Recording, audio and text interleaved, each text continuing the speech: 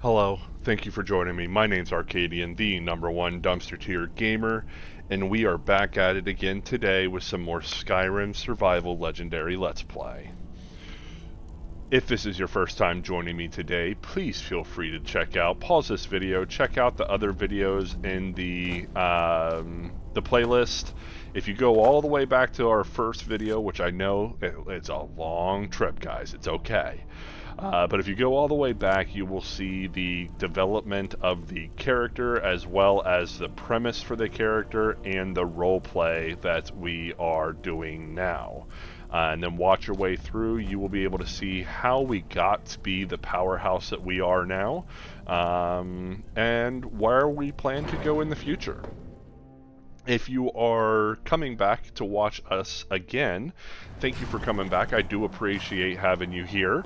I am looking to hopefully get everything set up and get a lot of stuff done today, so we've got a lot of work to do.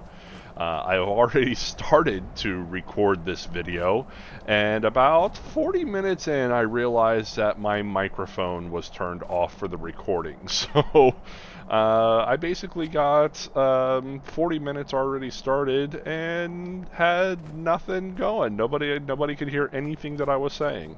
So we are back now, back to where we started. And if you do not remember where we were before, we had just finished talking to the Greybeards about and just finished fighting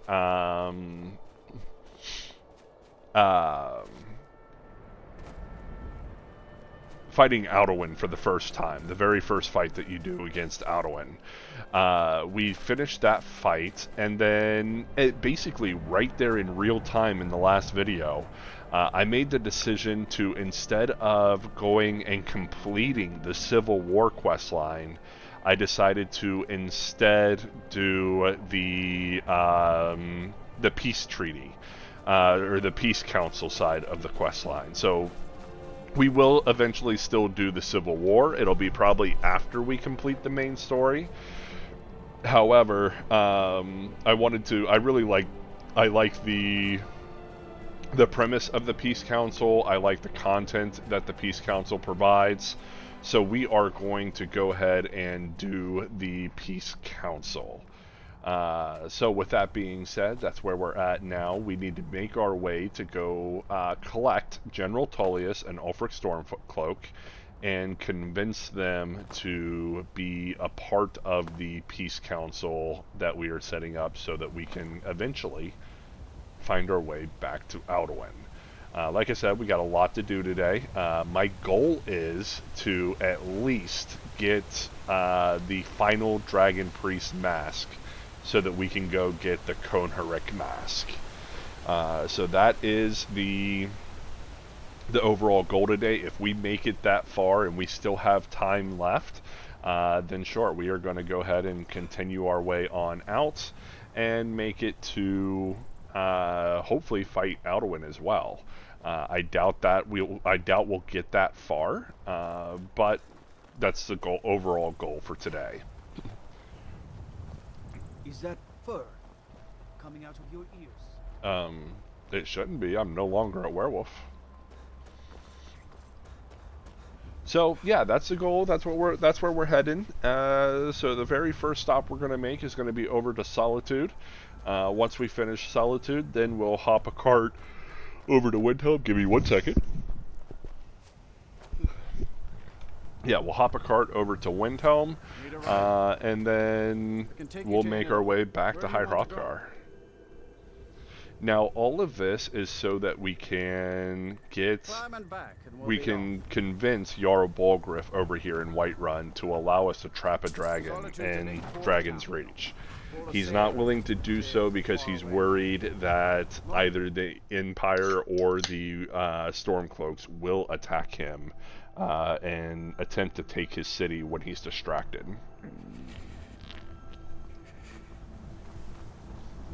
So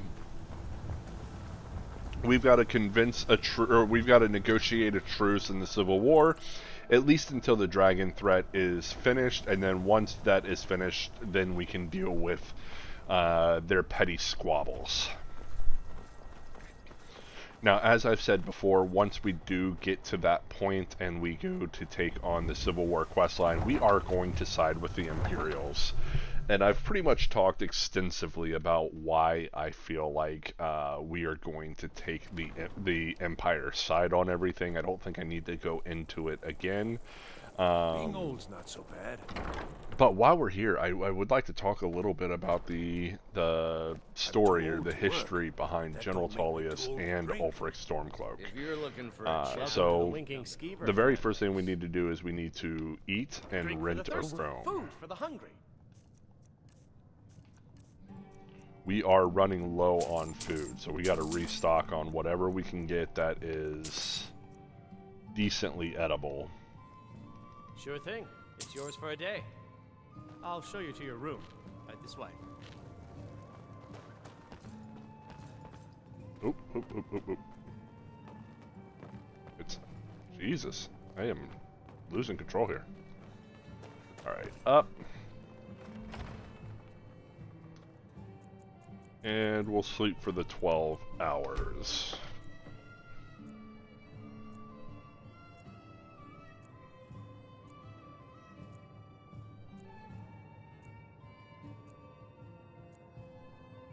Let me know if there's anything else you need.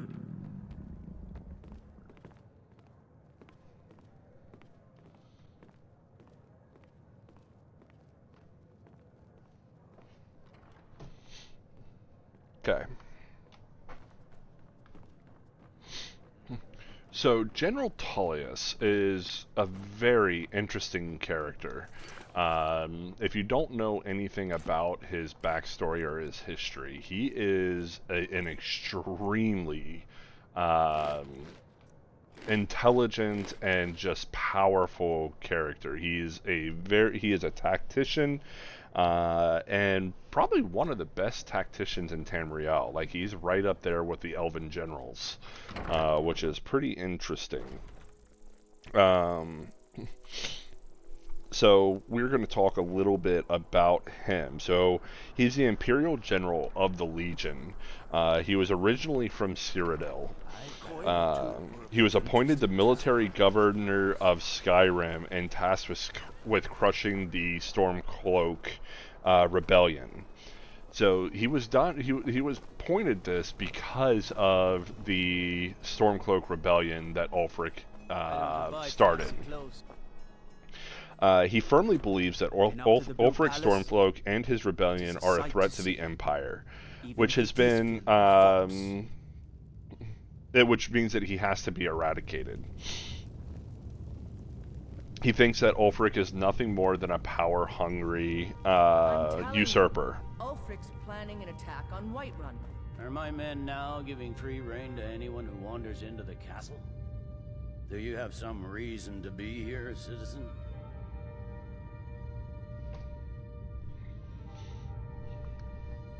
Have we?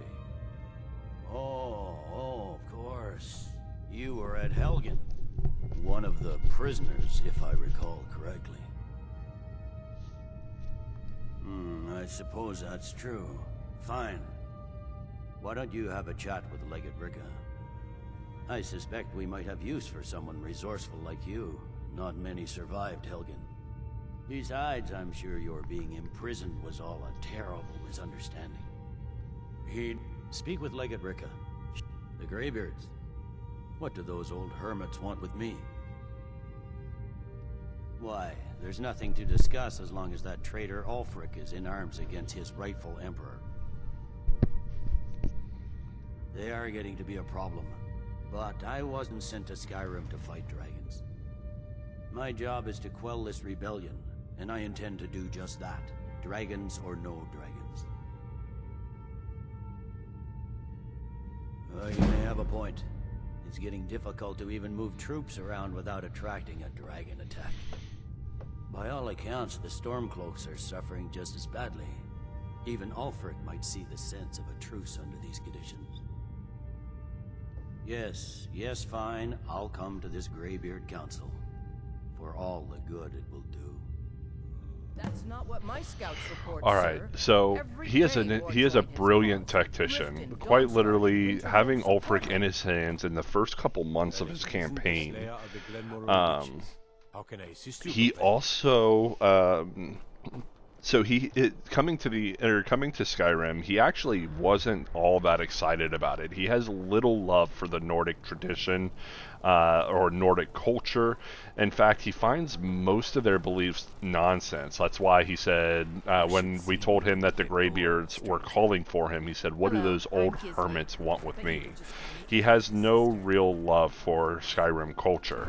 However, he is also not a big fan of the Thalmor. He doesn't like the Thalmor at all. He just thinks that the Stormcloak Rebellion is just an interlude to the real conflict.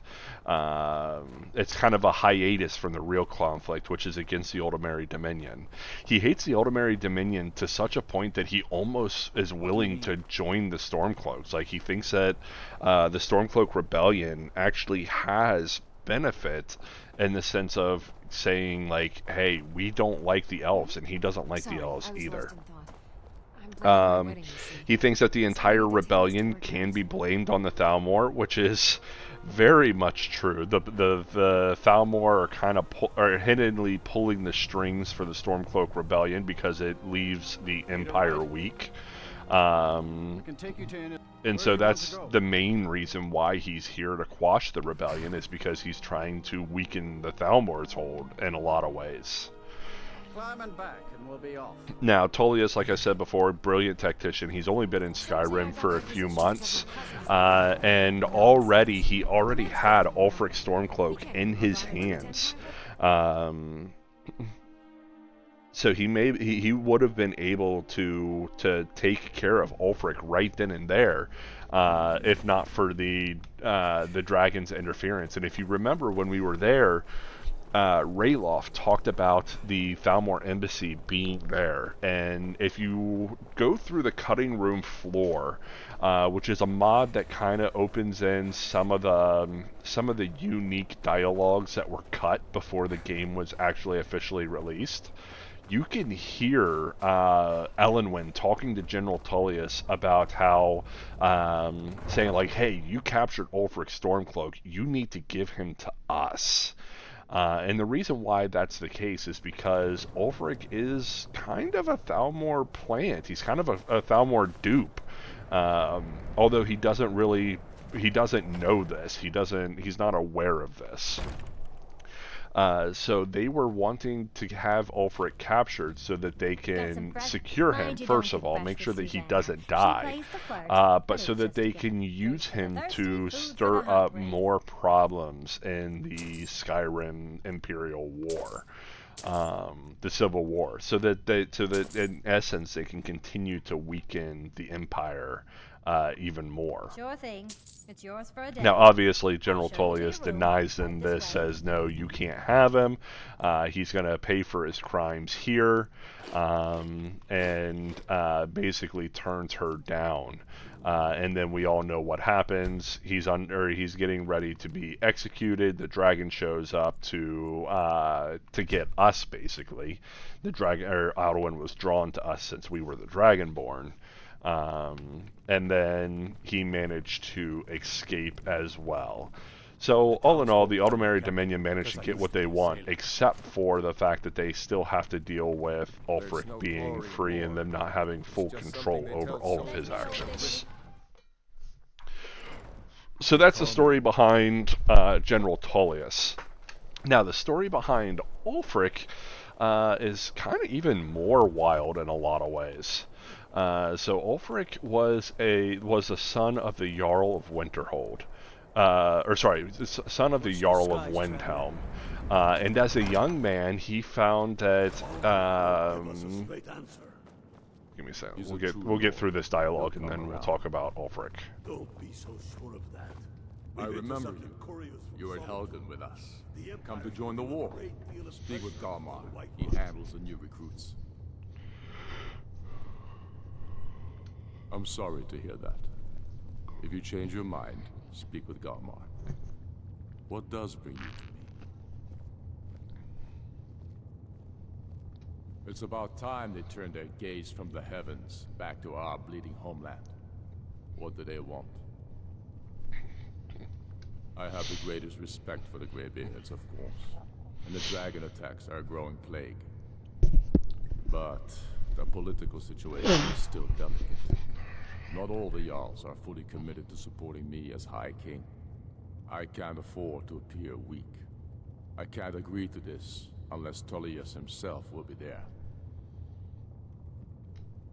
Alduin, the World Eater of song and legend.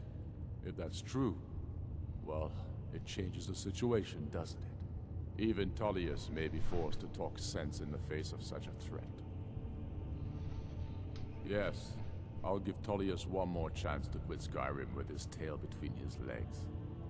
And what would you have me do? Okay, so Ulfric, If he's not with us, like I said before, the son of Windhelm, or the son of the Jarl of Windhelm, at a young age, he realized that he had the power of the old bloods, of the old Nordic blood in him.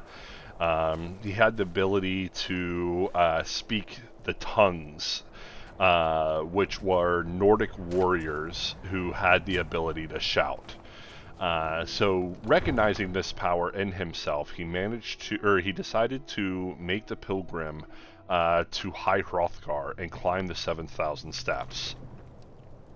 When he got up there, the Greybeards saw his innate talent in the speaking of the tongues, and so they started to train him. He was trained under the Way of the Leaf. The Way of the Leaf, wow.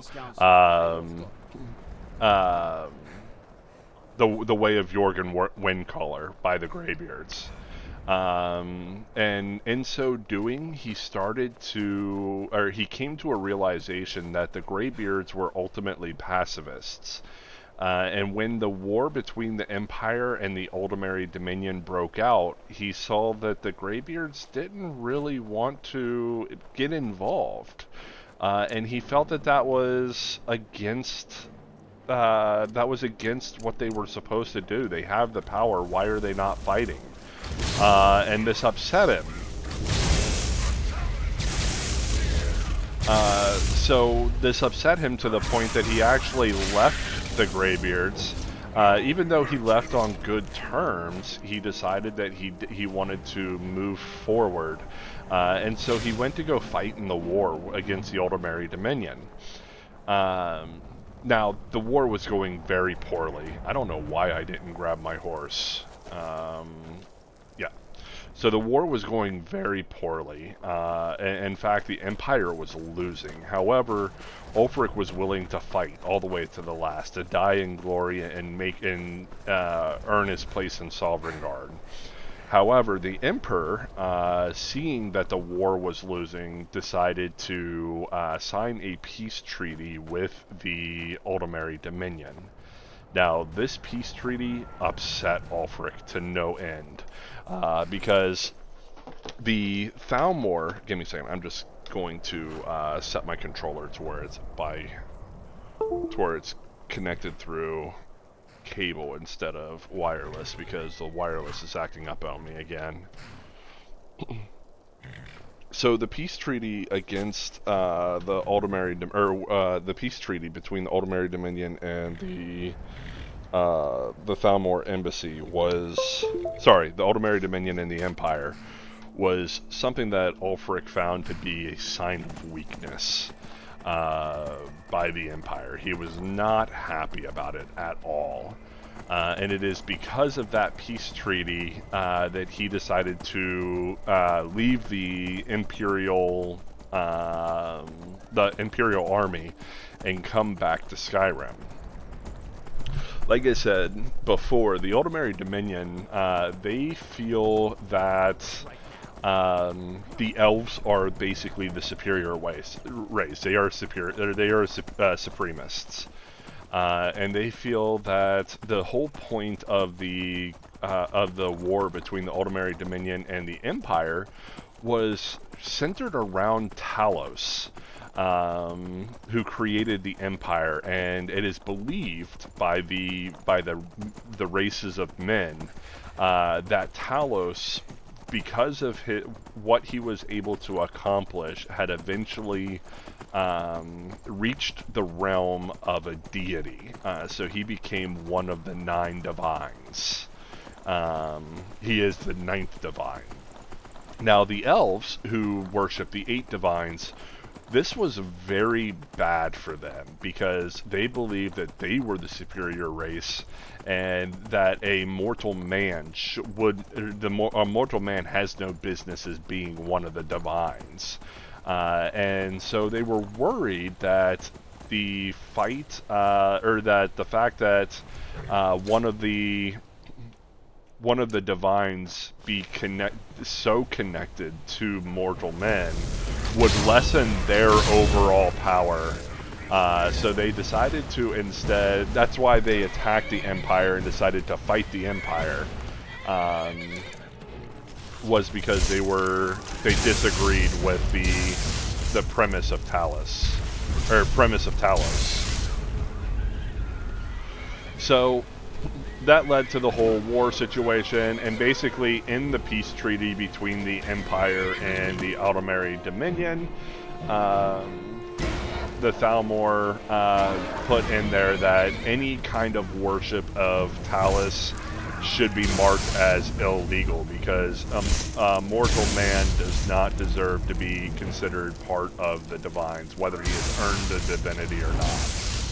So that is the reason why, the ultimate reason why everybody is against, or why the Aldmeri Dominions are against the Empire, because of this worship of Talos. Now, Skyrim adopted the worship of Talos pretty heavily.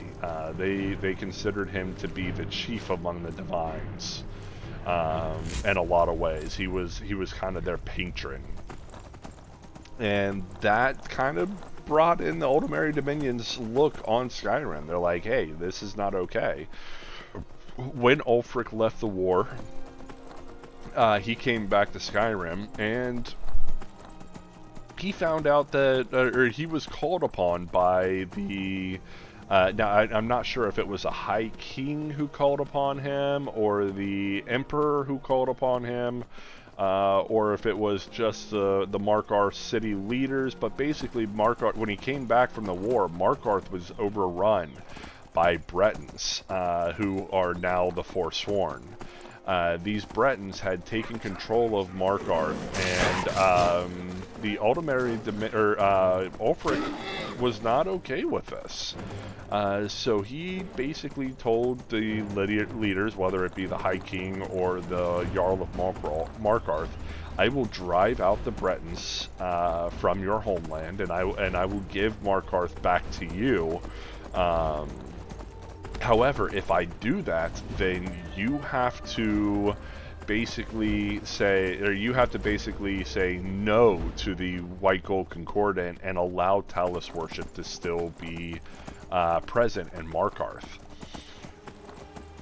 The Emperor agreed, or the Emperor or the King or whoever, they agreed to this term, but the Aldmeri Dominion stepped in after the agreement was made and Ulfric already started, and said, if you allow this, we will consider this a breach of the contracts, of the peace treaty, and we will start the war again, and we will just annihilate you all.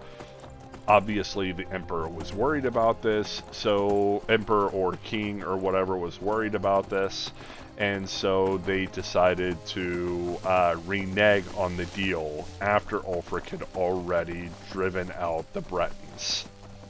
Which is why, and that's what basically stemmed the whole beginning of the Civil War. That decision there to renege on the deal for Ulfric and to start allowing the Thalmor to come into Skyrim to persecute Talos worship, that is what made Ulfric say, no, I'm done.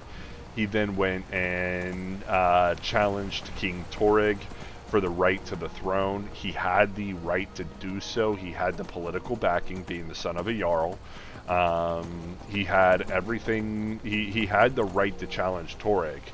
but instead of just beating Torrig in combat, which a soldier like him would have been able to do. Like I'd like to point it out. He is a soldier through and through, and King Torrig was a very young man. At this point, was in his early 20s. Like there was no way that he would have won a fight against Ulfric. Even if Ulfric was just using the power of and the strength of his arms.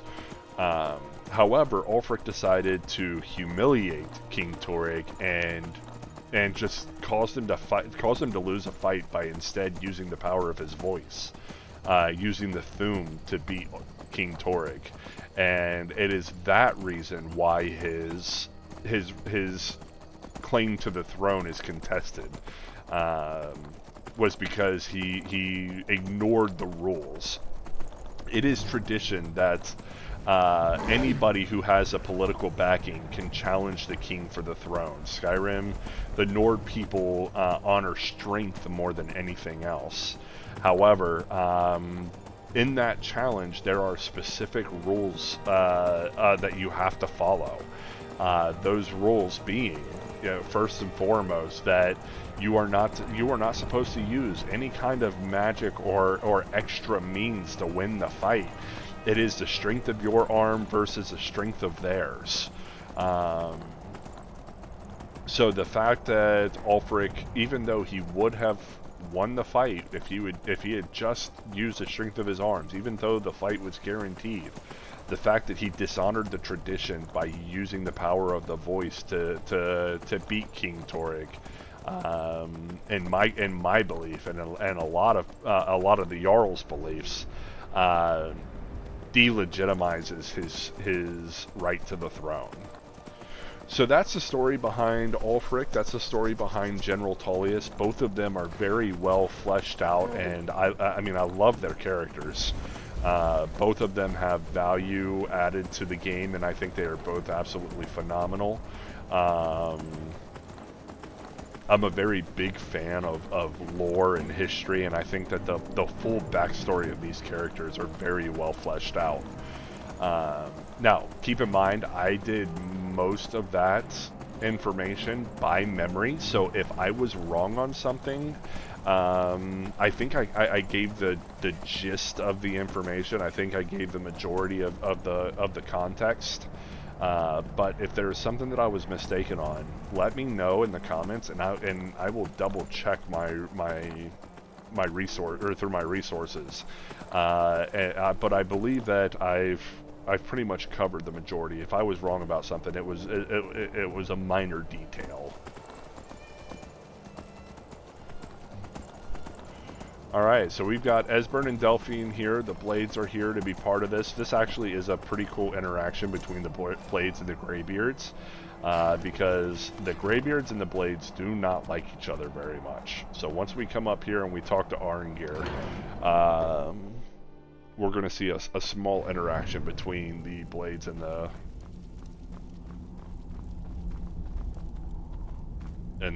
Greybeards. So, you've done it.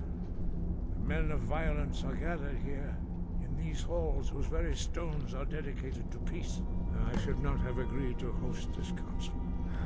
The Greybeards have no business involving ourselves in such matters. Yes. Which is why I allowed this violation of all our traditions. But regrets are pointless. Here we are. Take your seat at the council table, and let us see what wisdom we can find among these warriors of Skyrim.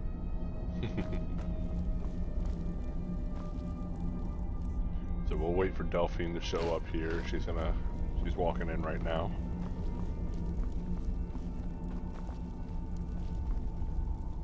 So, Arngir, is it? You know why we're here. Are you going to let us in or not? You're not invited here. You're not welcome here. We have as much right to be at this council as all of you. More, actually, since we were the ones that put the Dragonborn on this path. Were you? hubris of the Blades truly knows no bounds. Delphine, we're not here to rehearse old grudges. The matter at hand is urgent. Alduin must be stopped. You wouldn't have called this council if you didn't agree. We know a great deal about the situation and the threat that Alduin poses to us all. You need us here if you want this council to succeed.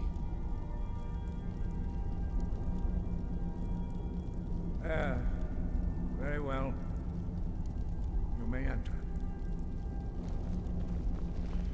Alright, so this council, this peace council, goes on a grading system. So if we agree, as we go through, there's going to be choices that we're going to make to quantify this council. And as we go through this grading system, there's basically different tiers for the decisions. Like, for example, one of the decisions that we're going to make is for Elenwen to stay or leave the council. This is going to be either a plus point for the Imperials if we allow her to stay, or a minus point for, or a plus point for the Stormcloaks if we allow her to, or if we make her leave.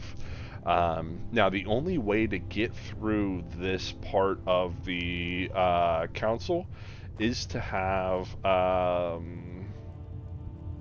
these guys are supposed to be talking, I don't know why they're not. The only way to get through this part is to basically try to be at a 0. So the only way to do it is to be at a net 0. Okay. Are they going to start? What's happening here? Why are they not starting?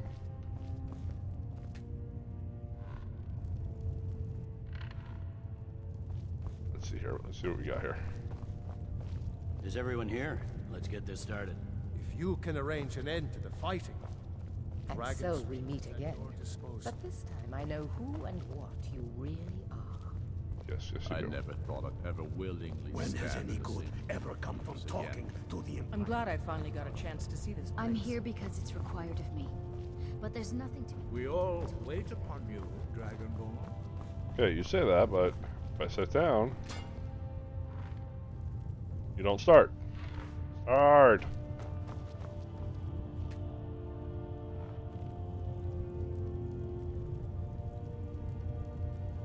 Alright, I don't know why it's not starting. Give me 1 second. Okay, we got it back. We had to... Take your seat, and we can begin. we had to reload the Now that save, everyone so is now here, we're back. Please take your seats, so And we can got it to begin. work again. I hope that we have all come No. here in the spirit You of... insult us by bringing her to this negotiation? Your chief Talos hunter?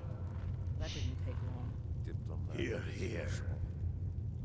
I have every right to be at this negotiation. I need to ensure that nothing is agreed to here that violates the terms of the White Gold Concordat. She's part of the Imperial delegation. You can't dictate who I bring to this council. Please, if we have to negotiate the terms of the negotiation, we will never get anywhere. Perhaps this would be a good time to get the Dragonborn's input on this matter. By Izmir's beard. The nerve of those Imperial bastards, eh? To think that I would sit down at the same table with that. Thalmor bitch. Either she walks or I. Language, language. Alright, so... I'm torn about this, because obviously I side with the Imperials. However, Ancano gave us a very bad taste in our mouth when it came to the Thalmor, so I do not like the Thalmor at all. However, I do know this decision is a +1 decision, and will lead to an unfortunate, it will lead to a situation during Phase 1 where we will be either +1 on the Imperials or +1 on the Stormcloaks, and we need to get that to 0. So we are going to allow her to stay, which gives the Imperials a +1, and then there will be a decision for Markarth later. We're not going to give them Markarth so that we can try to keep this as even as possible. Maybe so, but bringing her here is a deliberate provocation. Tullius needs to know I won't be pushed around.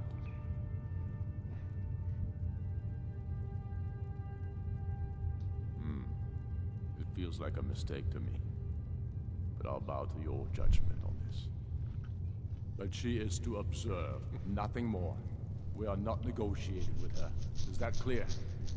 Ulfric, why so hostile? After all, it's not the Thalmor that's burning your farms and killing your sons.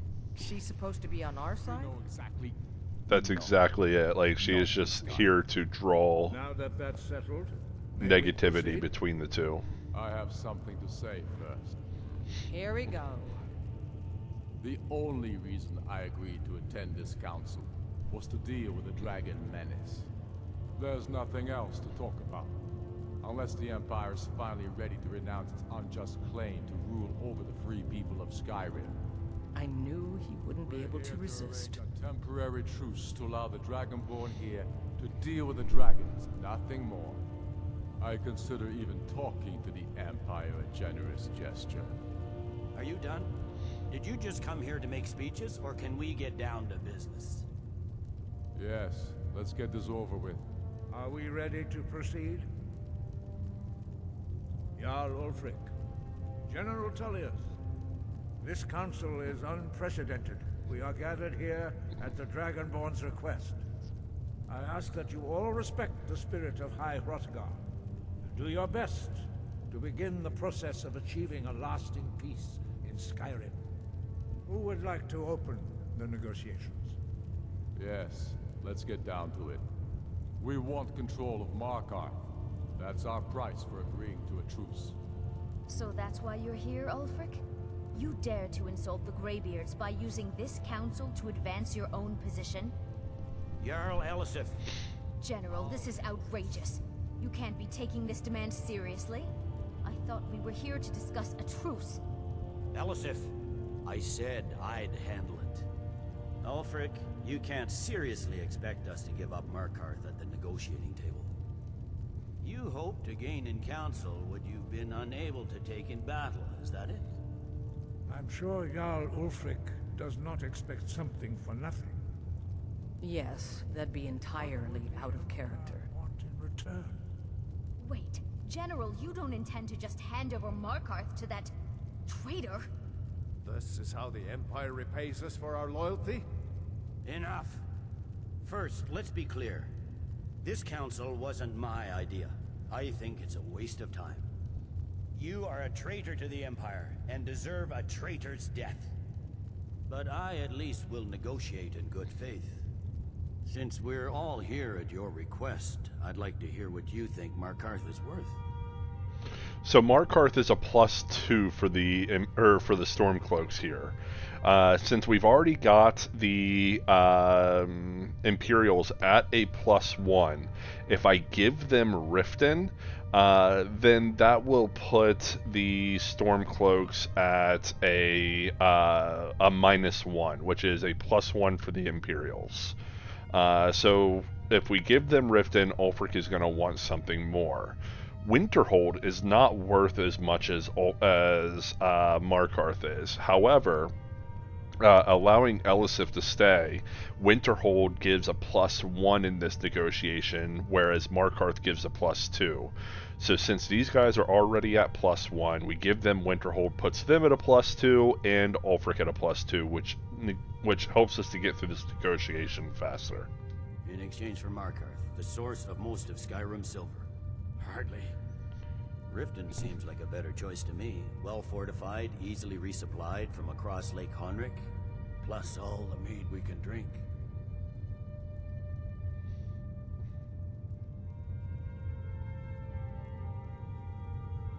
Not enough to outweigh the loss of Markarth. With the Reach in enemy hands, our whole position in Solitude would be threatened. Fair enough. I was hoping you could put aside your loyalties for the greater good, but I see you're firmly in Ulfric's camp. Still, Winterhold would allow us to directly threaten the rebel supply lines out of Windhelm. Better than nothing, I suppose. But Ulfric will need to offer a lot more if he wants me to give up Markarth without a fight. The Dragonborn has spoken, Tullius. Markarth will be ours. Now we'll see if there's anything behind your talk of good faith. I don't blame you, Dragonborn. You made the best of a bad situation. But I can see now that this is not a negotiation at all. I know you, Ulfric. If I hand over Markarth, you'll be ready with a new demand. You'll never defeat the Empire, and you know it. But you're willing to sacrifice thousands for your own selfish ambition. Soon enough, I'll... Alright, now Esbern is going to step up and he's going to give his speech.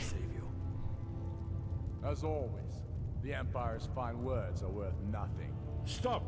Are you so blind to our danger that you can't see past your petty disagreements?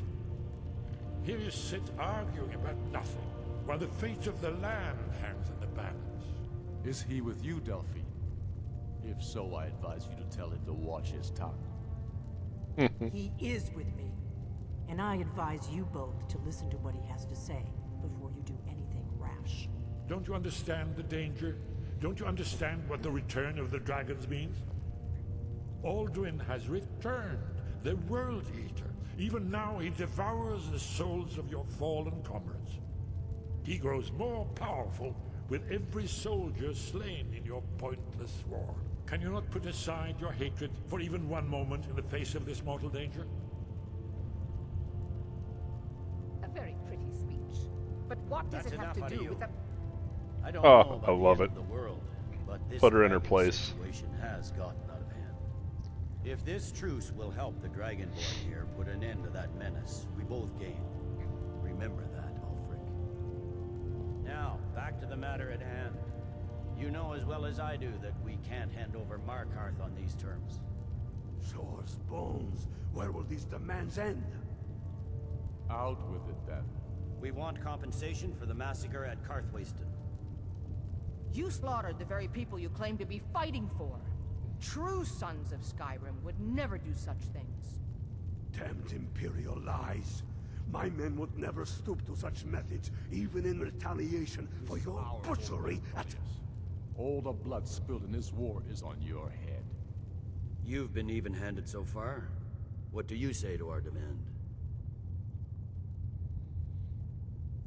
So the slaughter at Karthwasten is not sure what exactly happened. So Karthwasten is a long-standing settlement located in the Reach. Let me see here. Between the Nords and the Reach, been multiple times. I'm reading this one because I was not very familiar with this.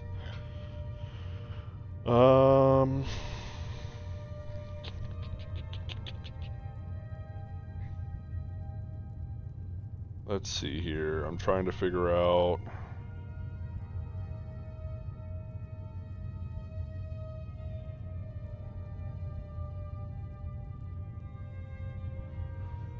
Alright, so it says sometime during the Skyrim Civil War, the town of Karthwasten was the site of a massacre allegedly committed by the Stormcloaks, who disputed their responsibility for the bloodshed. The Imperial Legion would later demand compensation for the massacre from the Stormcloaks as a condition for a temporary truce during negotiations at High Hrothgar. By this time, Karthwasten was one of the last pieces of land in Skyrim that was owned by a Reachman. In this case, it's Ironthok. His family had owned Karthwasten for generations. He was disliked by both the Nords and the local Reachmen, who saw him as a race traitor. During his stewardship at Karthwasten, was targeted by the Silverblood family of Markarth. Whether or not the mining town was ultimately claimed by his family is unknown, but it remained active regardless. So, not a guarantee. There's no way for us to know for sure if Ulfric was involved with it. We know Markarth is very much corrupt all the way through. Should have known better than to expect you to give us a fair hearing. Hey now, wait a second. Once I didn't again, even choose. The Empire takes the blame for the crimes of others. You know I can't agree to these terms. The Emperor would repudiate this treaty and I would be recalled. Damn Imperial arrogance. Let's hear it. We want the Pale returned to Imperial control. The traitor Skull the Elder will be replaced with a more loyal candidate. I am okay with this one. What next, Tullius? Shall I just hand over all of Skyrim? I guess I have no choice but to let the Dragonborn decide, although I'm starting to doubt your fairness. The Stormcloaks are only +1 right now. What do you say? I agree, Ulfric should turn over the pail. I knew I could count on you. I suppose that's the fairest deal we're likely to get. It seems we may have an agreement.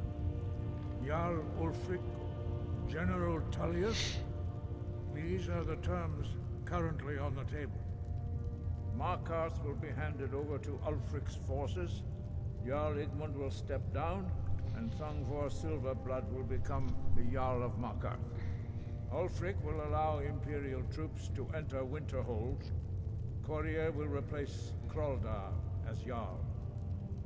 The Pale will be turned over to the Empire. Brynna Merilis will assume the Jarlship in Dawnstar. You both agree to this? The Sons of Skyrim will live up to their agreements, as long as the Imperials hold to theirs. What about you, Elisif? Are these terms to your liking? Speak up! I'm sure General Tullius is waiting to do your bidding. I have nothing to say to that murderer. General, you've proven yourself a good friend to Skyrim. I continue to trust that you will do your utmost to safeguard our interests. Thank you, Jarl Elisif. I appreciate your loyalty. The Empire can live with these terms, yes, for a temporary truce, until the dragon menace is dealt with. After that, Ulfric, there will be a reckoning. Count on it. Come on, Nomar.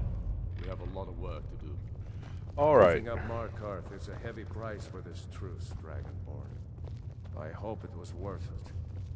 Jarl Balgruuf, I assume you are familiar with the Dragonborn's plan? Yes, I'm ready to do my part. Just say the word, and my men will help you spring this trap. But the difficulty remains how to lure a dragon to Dragon's Reach at all. Well, that's an excellent question. You haven't overlooked that little detail, have you? Ah, I believe I can be of help here. I anticipated the problem. While you were arranging this meeting, I was busy in the library of Skyhaven Temp, an unguessed trove of lost lore. But the important thing is that the Blades recorded many of the names of dragons they slew. Cross-referencing this with Delphine's map of dragon burial sites, I believe I've identified one of the dragons that Alduin has raised up. Don't you see? The names of dragons are always 3 words of power, shouts. By calling the dragon with the voice, he will hear you wherever he might be. He's not compelled to, but dragons are prideful by nature and loath to refuse a challenge. Your voice in particular is likely to intrigue this dragon after your victory over Alduin. I think it's very likely that he will be unable to resist investigating your call. Ah, indeed. I'm no master of the voice, like these worthy gentlemen, but it is written here in the scroll. Oda Ving, winged snow hunter, as I read it. There's one more thing. We know about Okay, so this argument... We know about Paarthurnax. Paarthurnax, the dragon that the Greybeards have been protecting for all these years. He needs to die. He deserves to die. And it falls to you to kill him. Until he's dead. Well, I'm sorry, but we would dishonor our oaths as Blades if we continued to help you. So this right here is the decision that really ticks me off. So she's basically putting an ultimatum on us. Either we take care of Paarthurnax, or she will no longer assist us. So we are not going to turn this. We're not going to kill Paarthurnax. Here's the big picture. He helped Alduin enslave our ancestors. He may have betrayed Alduin in the end, but that makes him worse, not better. We can't afford to give Parthenax the opportunity to betray us in turn and return to his old master. Yeah, so we're not going to do that. She is just a very not good person. Parthenax betrayed Alduin because he saw the danger that Alduin posed. He also saw that Alduin cared more about amassing power for himself than doing what he was called to do, what he was born to do. So Alduin is the avatar of Akatosh. He was the firstborn of Akatosh. He is the World Eater. That was his job. His job was to bring out the coming of the New Age. However, he rebelled against that job and instead decided to enslave humankind or mankind, and that is the reason why eventually the Nords banded against him. He betrayed Alduin by teaching teaching the race of men how to shout in the voice of dragons, and ultimately led to Alduin being sent forward in time using the Elder Scroll, being defeated and sent forward. And then he's already helped us once to defeat Alduin in the first fight. So I'm not going to turn against Parthenax for the sake of the Blades, who have done nothing but they decided this because of his crimes beforehand. And I think over the thousands of years that he's been at the peak of the world, at the peak of the throat of the world, in seclusion, I think he's paid for the crime. I don't think he has to pay more with his life. She refuses to give a path of redemption, and I think that's the problem here. There should always be a path of redemption before the chance to... Especially if someone is showing the proper signs that they are redeemed. Now, that's not saying that what he did was good. It wasn't. It was very bad, helping Alduin to enslave mankind. But ultimately, he saw the error of his ways, and he came back and did what was right. So I am not going to kill Parthenax for the sake of Delphine. Let's just put it that way. If it ever came back, if they came out with a DLC where Parthenax did turn back into evil, then obviously we would take him out. But as he is now, he is not doing anything wrong.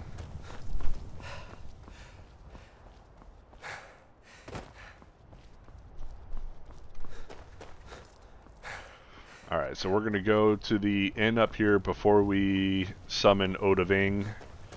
We're going to go up to the inn up here, sleep, and then we're going to get ready to go to Skuldolphin Temple, I think is the name of it.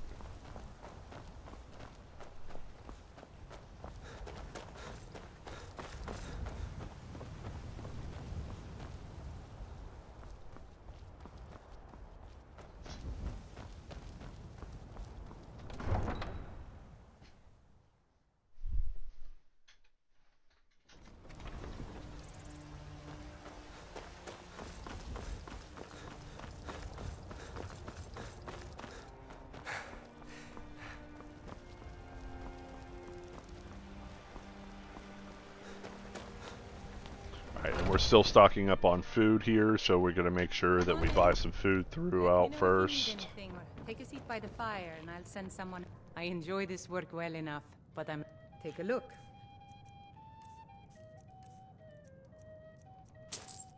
Apple pie is really good.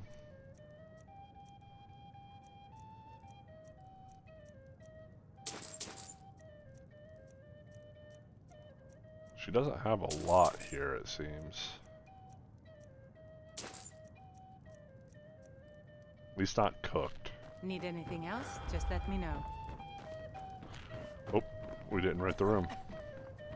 What can I get Did you? you raise your prices, Carla? Sure thing. It's yours for a day. I'll show you to your room, right this way. Charging me double I think I've got some mugs need scrubbing. Let me guess. They're saying it's Okay, so we'll sleep for 10 hours here. That gets us early morning.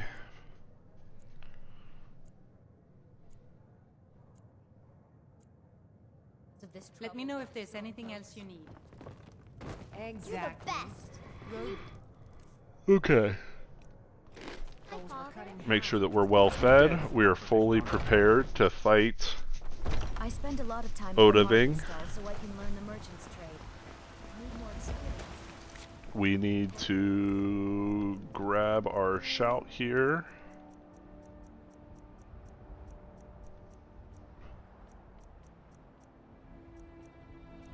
There it is. Call Dragon.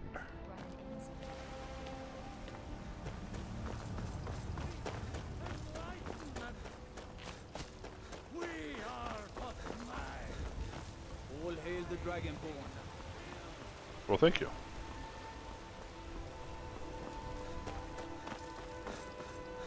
Alright, so we are going to take on a dragon. We're going to use the very peak of Dragon's Reach to do it. Honor to you, my Thane.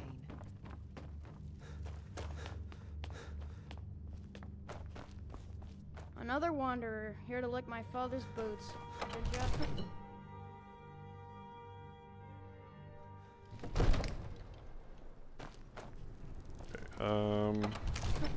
Who am I? Where is he at? Has he not come up here yet?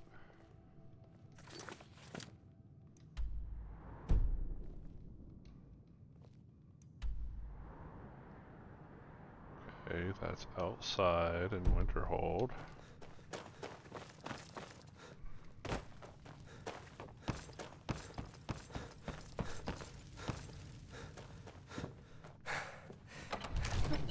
We don't have to go back to High Hrothgar, do we? I thought I saw him leave.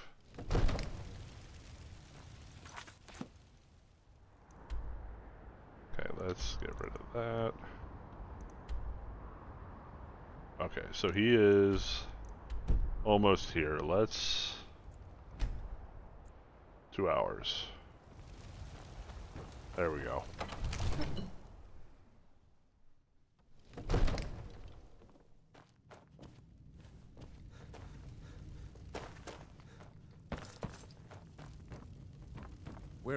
May the gods watch over your battles, friend. As I promised, my men stand ready. The great chains are oiled. We wait on your word. My men know what to do. Make sure you do your part. I'm putting my city in your hands. Alright, so now we call Odahviing.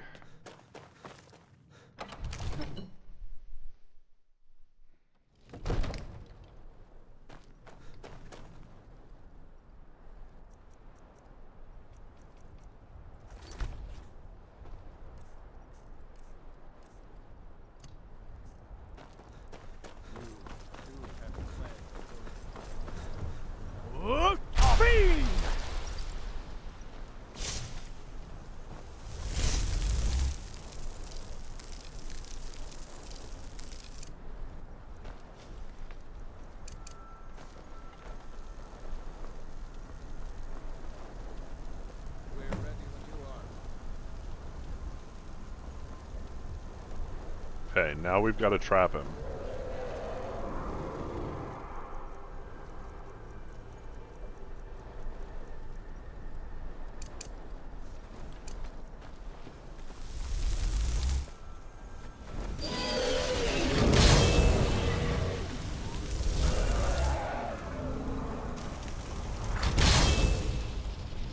So to trap him, we actually got to bring him down. The only way to do that is to... Actually, we've got... I forgot. We've got, Dragon Rend.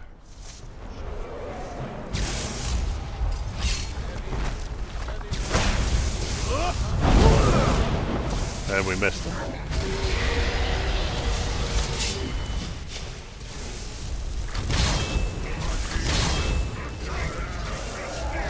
So once we get him...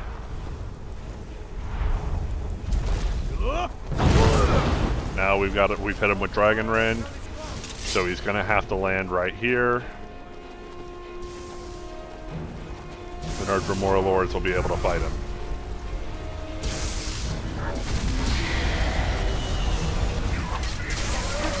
We do not want to be the target here. There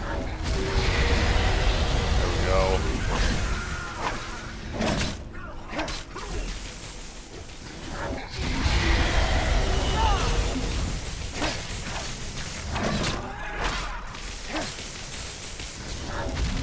Okay, now we need to draw him in here.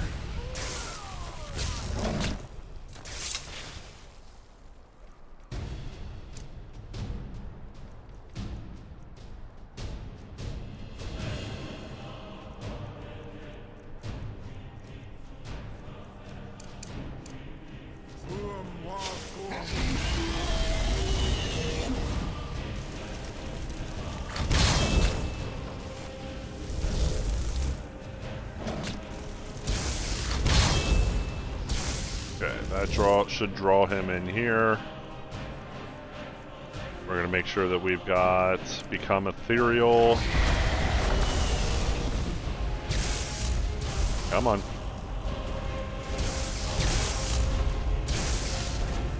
And he's trapped.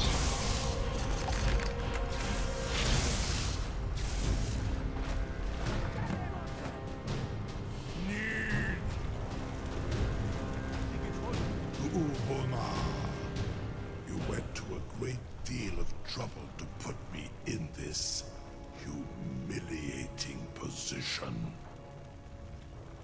Sir Alduin, No doubt you want to know where to find Alduin.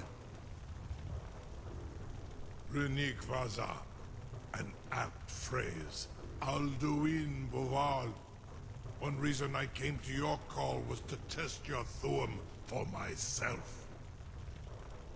Many of us have begun to question Alduin's lordship, whether his Thuum was truly the strongest.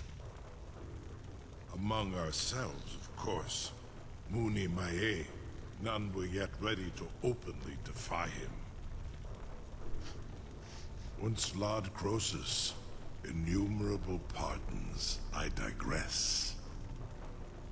He has traveled to Soverigngaurde to regain his strength, devouring the Silesure, the souls of the mortal dead, a privilege he jealously guards.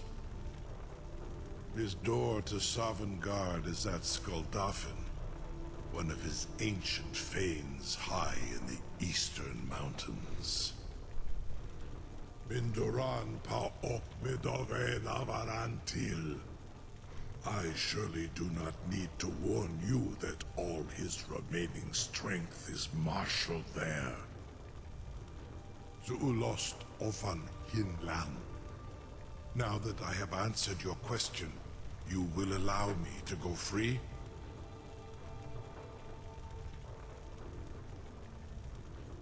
Ah, well. Croesus, there is one detail about Skuldafn I neglected to mention. Only this. You have the Thuum of Adova, but without the wings of one, you will never set foot in Skuldafn. Of course, I could fly you there, but not while imprisoned like this.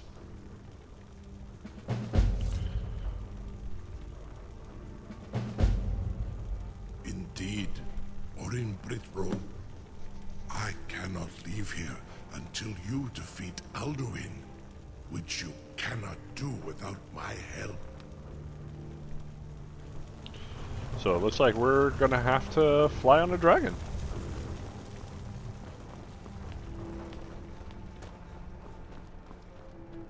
I can't believe that. You sure about that? You want to let that dragon loose after all the trouble to catch him in there? Your funeral. Someone else is gonna have to help you get him back in there again. I would be most... Get ready to open the trap. Perform some, It seems like a really bad idea to me. Carry on, no. This is all part of the Dragonborn's plan.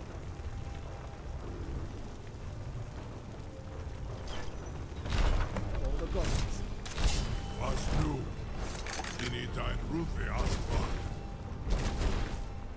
Are you ready to see the world as only Andova can?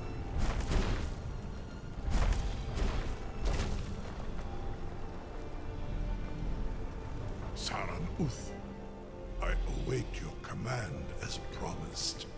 Are you ready to see the world as only Andova can? Let's do it. Zugbrit Oth. I warn you, once you've flown the skies of Kaizal, your envy of the Dove will only increase. Amativ, Mubokotin Stinselok.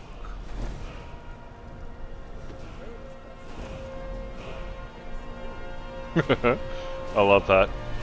It's either the bravest man I've ever met, or the biggest fool.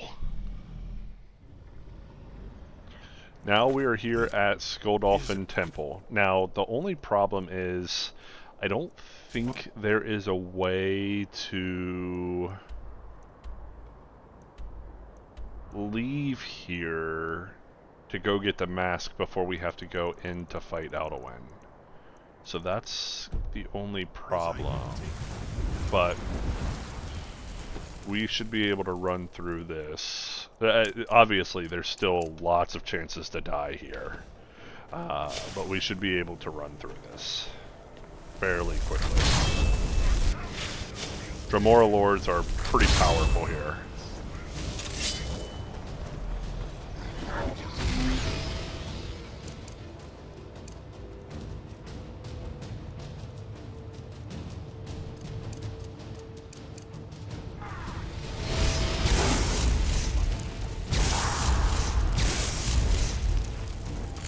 We're fighting the Dremora and the dragons, so...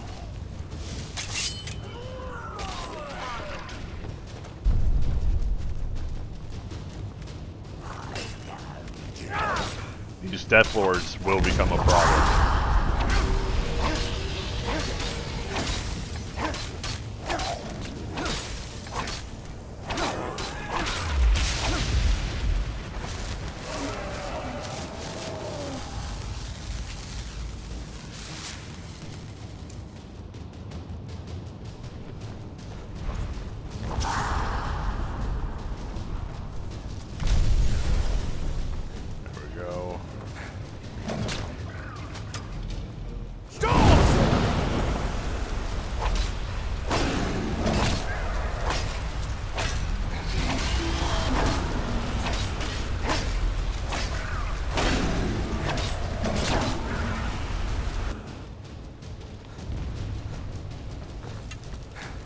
So we want to make sure that we're taking out these Dremora and the dragons. Or not Dremora, sorry, the Draugr and the dragons.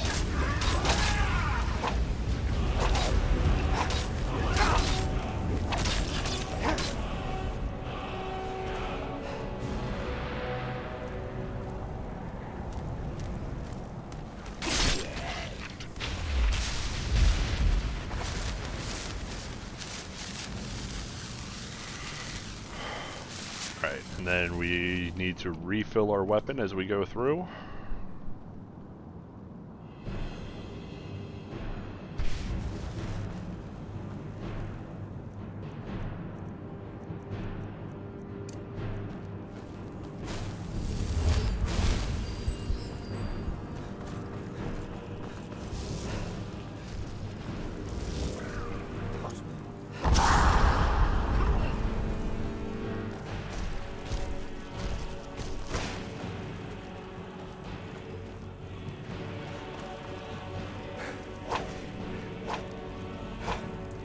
We should just be able to banish him.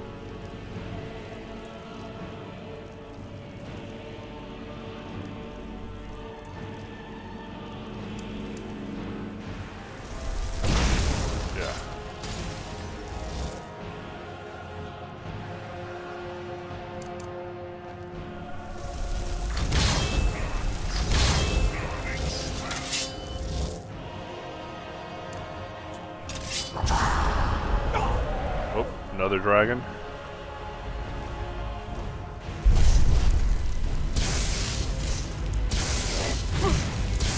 This one's Frost.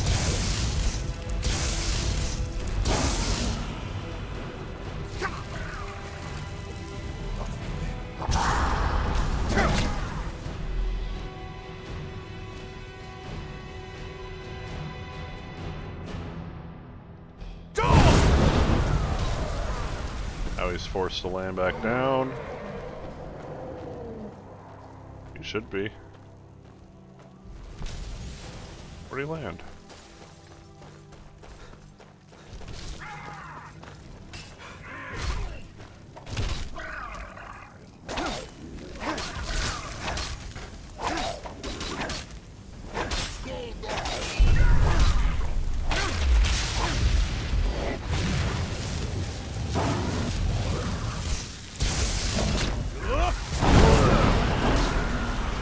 Now he can't leave.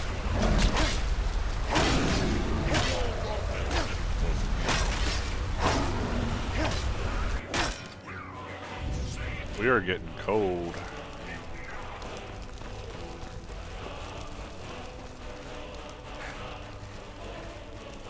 Alright, so the way we need to go is up there. I think there was something over here.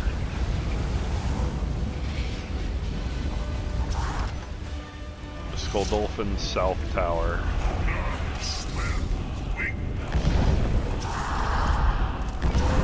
Oh god, I am stuck. There we go. We gotta be careful, these death lords are really strong.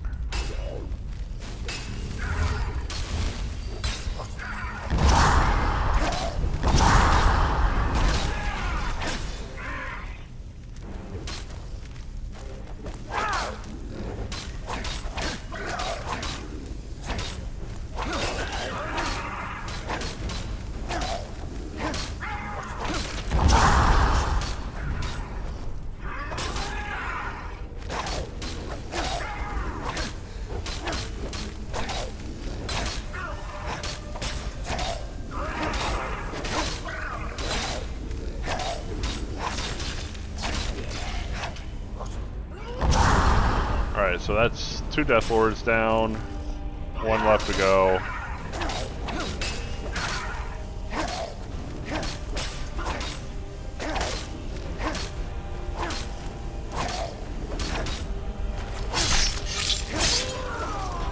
And there we go.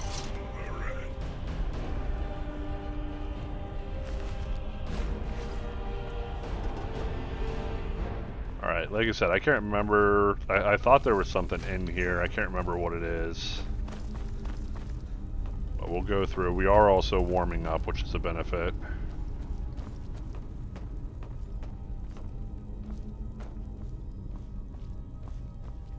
Is it just a chest?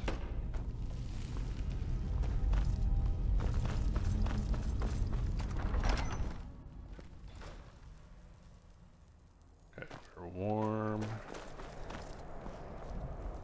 Could have sworn there was something else, but I guess not.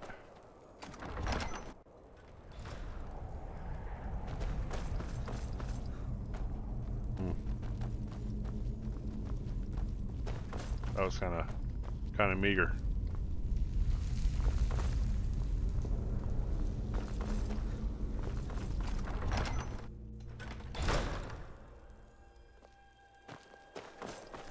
Just a few Draugr, there's no way to go up.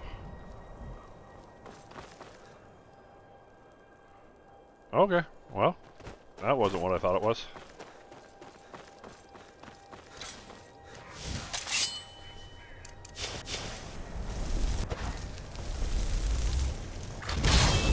So throughout this main thing, the main ones that we gotta be worried about are archers. Archers will destroy us, as they've basically done all the way through this Let's Play. Archers are scary. They are not fun to fight. See, we gotta worry about them. They will one-shot us very, very easily. So, just gotta be prepared. We see the archers, we avoid them if we can. Oh, there he is.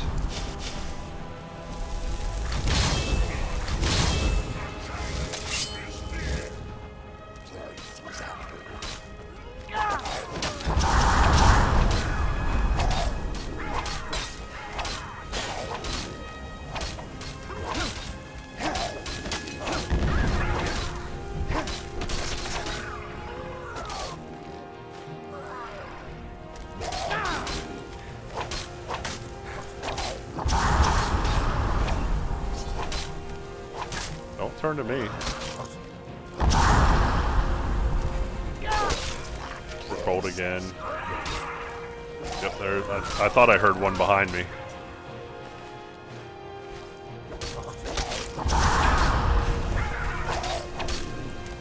Oh, and he focused me. This is why we quick save. I think I need to stay inside here for just a little bit longer. So that we can get warm.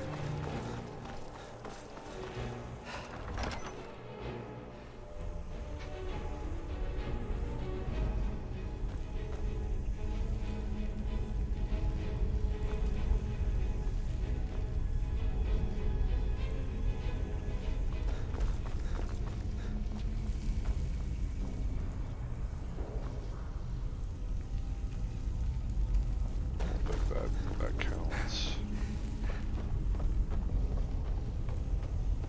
That should count. There we go.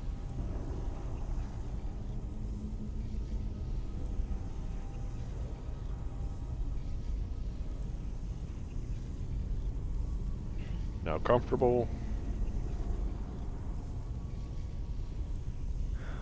Now we're warm.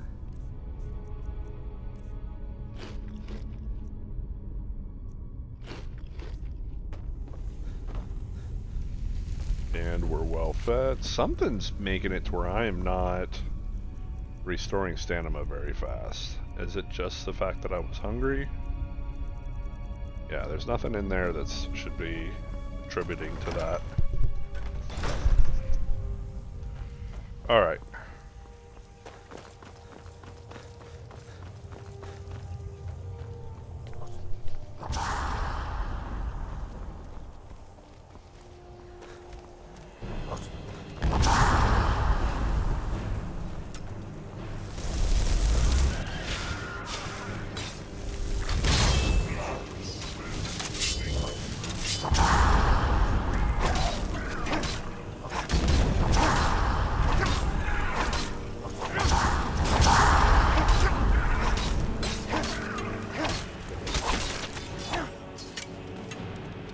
So big thing, make sure that we're avoiding the archers.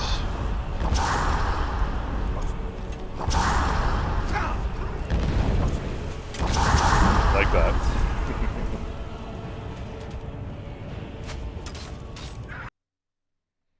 Archers are scary. They hurt. Especially Draugr Death Lord archers.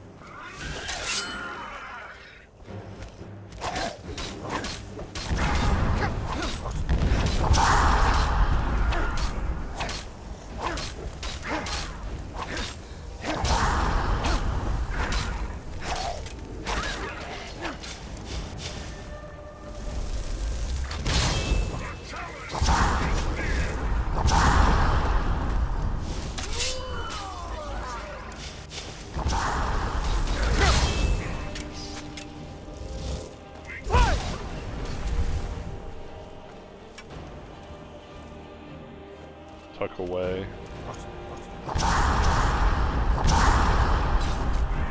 Try to stay out of sight of the archers. Or the Draugr, that too, like, Try to avoid all danger, like sight of all dangers. We're fine over here. Oh, nope, that's an archer.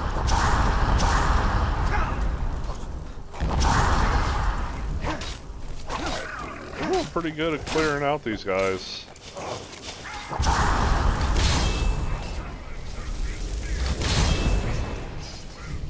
Where'd they go? Why are they not summoning?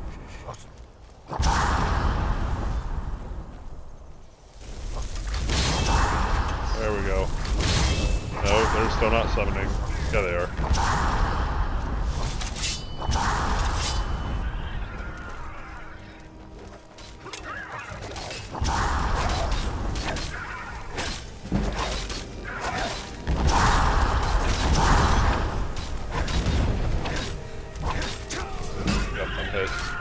Okay, so this is actually going to be a tough fight, actually, because there's a lot here. Okay, we got to think this through here. If we can keep them off of our Dremora Lords, then we may be able to allow our Dremora Lords to get through them better. So let's do this. Let's basically just work on keeping their attention on us, or not on us, but keeping their attention on keeping them off the Dremora Lords is what I'm trying to say.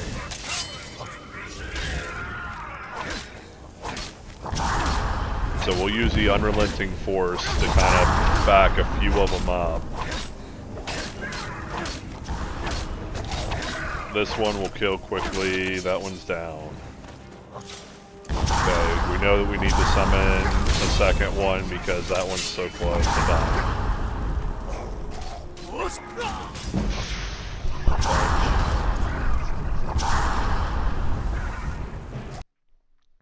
The only other option is kind of to run through, but that's...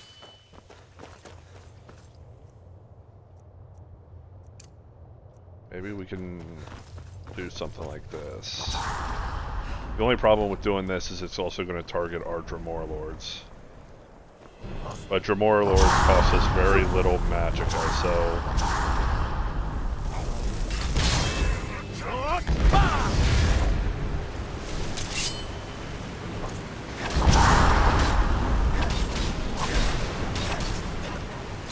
Yep, see, I accidentally hit that Dremora Lord.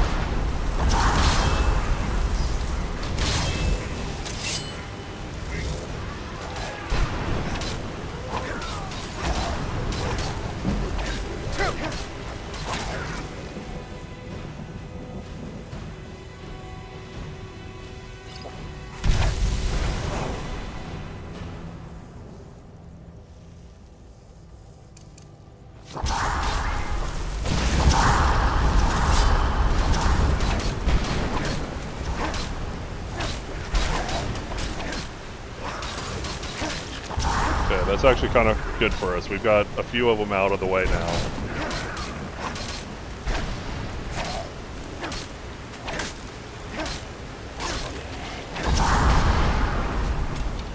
Okay.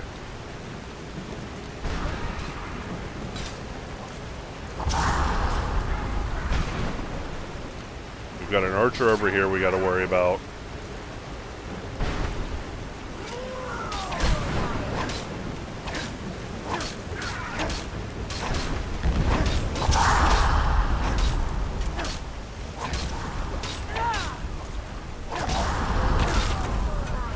Okay, now with him down, we can send... Ooh.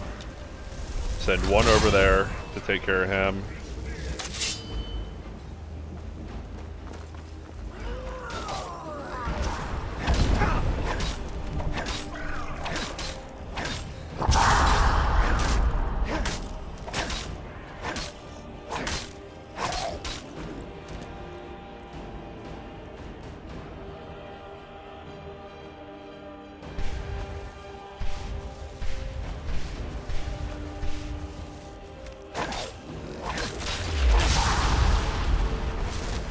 So that leaves that one down.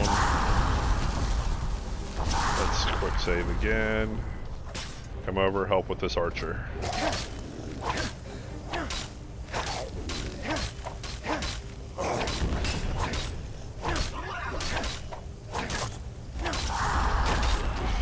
He's down. Now reset our Dramoras. Why are you guys going the wrong way?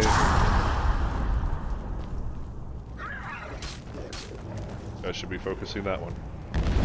Which way are you going, sir? This one. Really?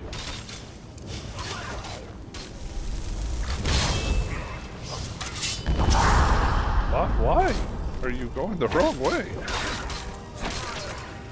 Okay.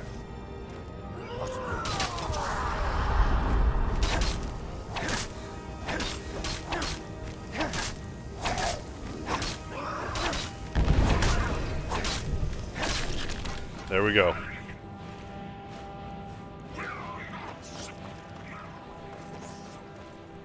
Alright, so there's another tower over there.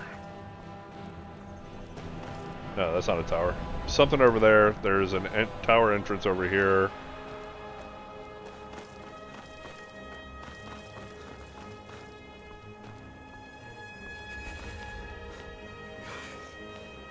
Oh, this is just a Draugr.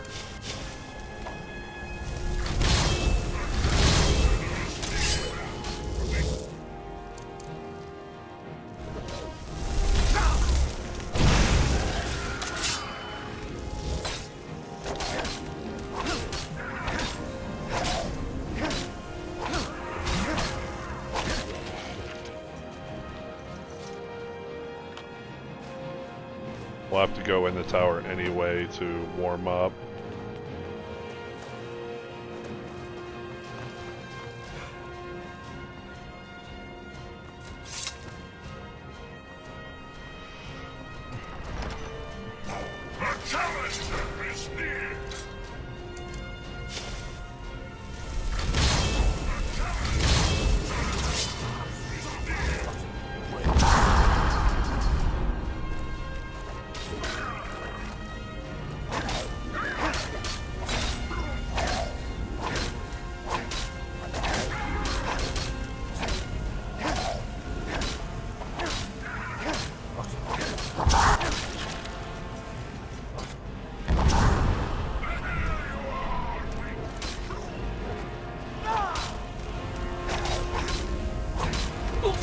That hurt. Yep, I knew that was coming too.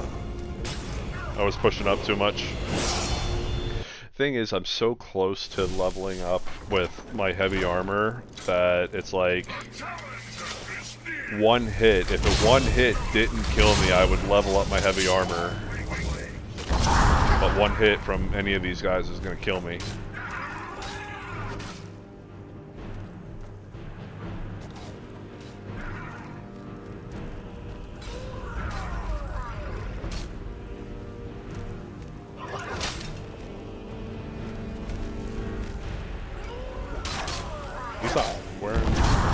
He does have a weapon now.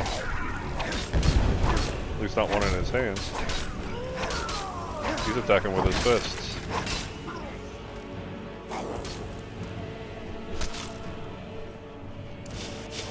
We want both of them to be able to fight him.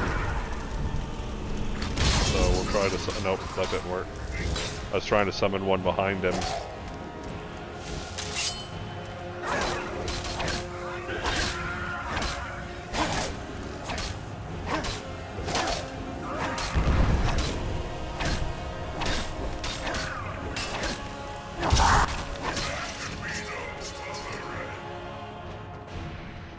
So I get a question sometimes asking me, why do I go back and forth after every swing?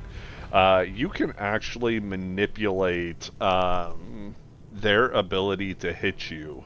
If you are able to move quick enough to draw in their attack and then back up before they hit you. So what I do is I move in, swing, back up. Move in, swing, back up. And what this allows me to do is to hit them, get quick strikes in on them without them hitting me. And that's how I do the majority of my combats. Now, obviously, it doesn't work all the time. There's going to be times where they're going to be able to move up and get a swing in before I can move back. But that's how I manage to avoid taking the majority of the damage that they can do. Alright, we are warm now. We can head back in to the fight.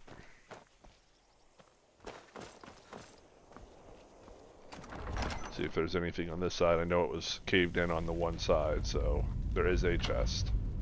With a flawless diamond, that's not a bad chest.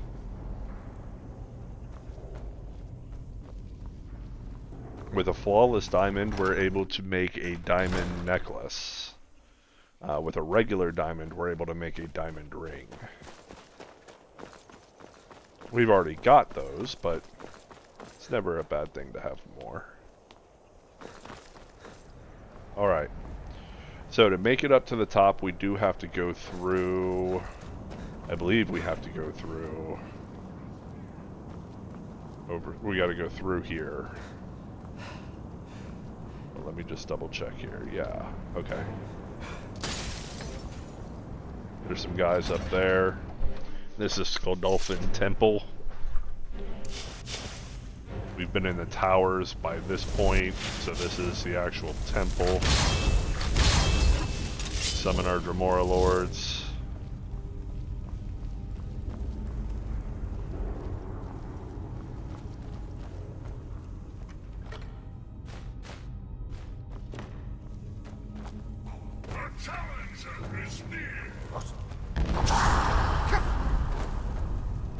We'll let them move into combat. They're going the wrong way.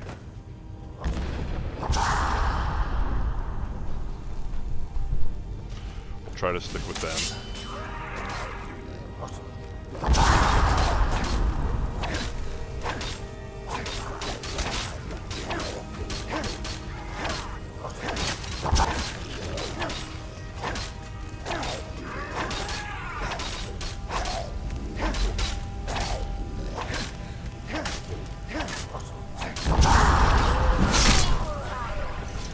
Alright, one-handed up to level 89.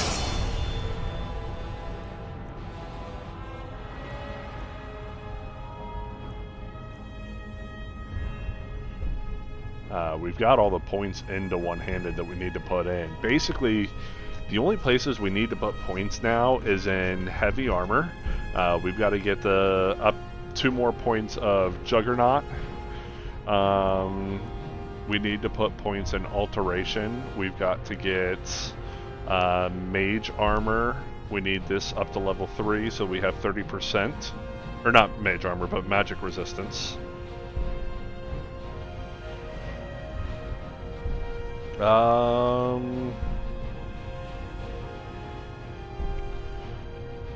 Restoration, we'll probably put a few points throughout here. The big one is recovery, we'll do that one. Avoid death. Respite is also kind of valuable here. Destruction, we want Augment Shock level 2 and Disintegrate.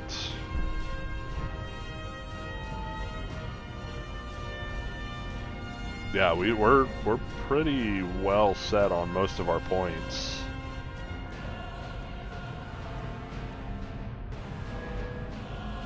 It's just the heavy armor is what we really need to get. Eventually we want conditioning, but we're not getting anything from these.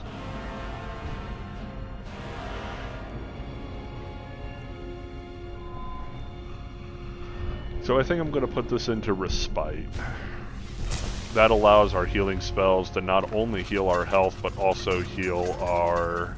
Ooh, that's... But also allows them to heal our stamina as well.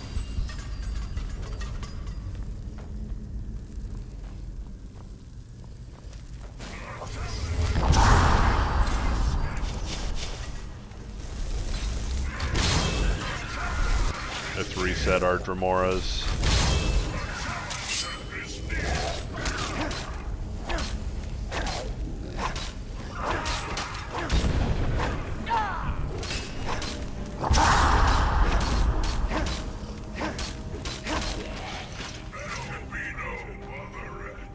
Okay. Continue on our way here.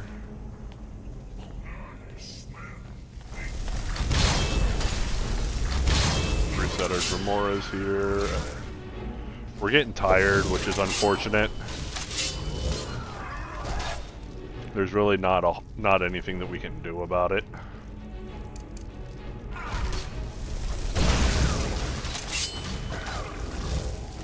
Thankfully, let's see if we can convince... Oh, okay, we're good. See if we can convince this guy here to hit us. One. We're not going to let him go super crazy, but just enough to get our healing, or heavy armor up. Where is it at? No, he's going to have to hit us a couple times.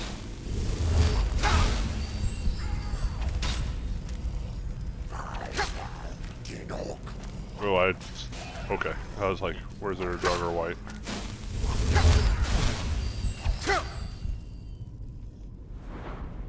Come on, a couple more. There it is. Now we can take him out.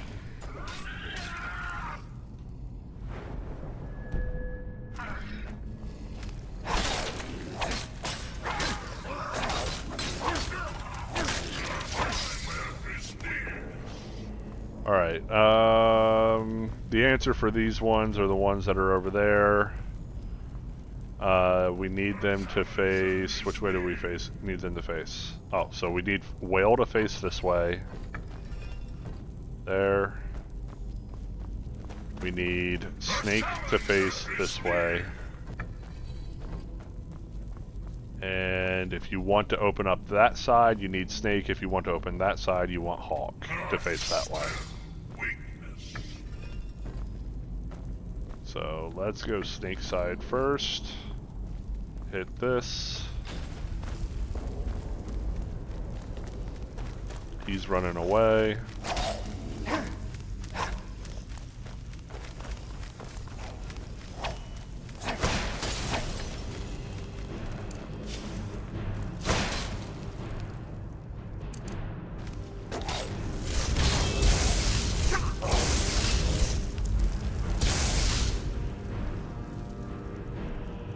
Expel this dude.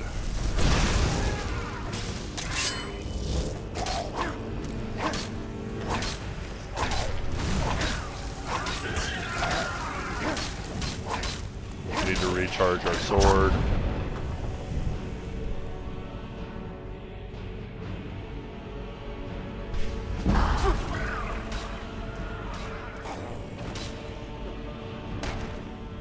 Oh, we still need to sleep to be able to fully level up. I forgot about that. Owie. Who's shooting me? You're dead.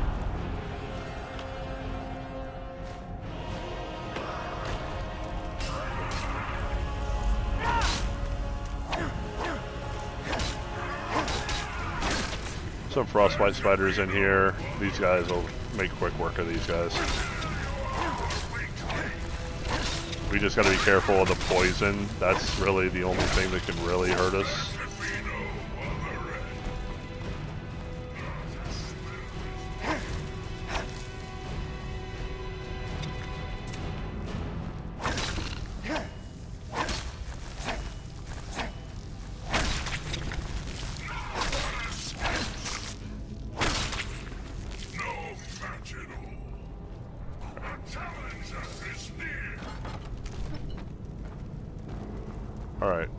got some more Draugr in here.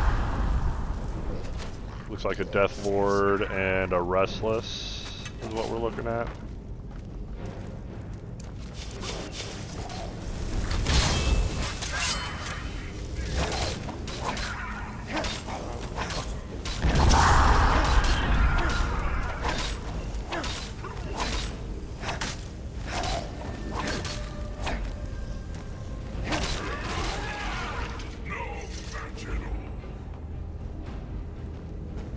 Okay, so these ones, so this one's got to be, where is it at?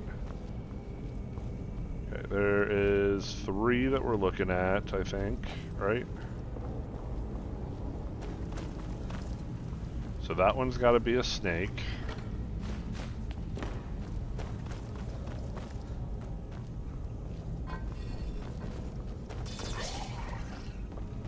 And then up here,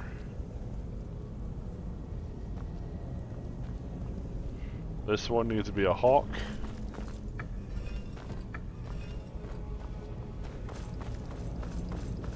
This one needs to be a whale.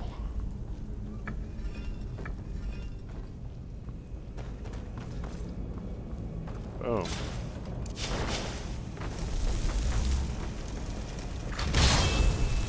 Let's resummon both of these just so that we have them both ready.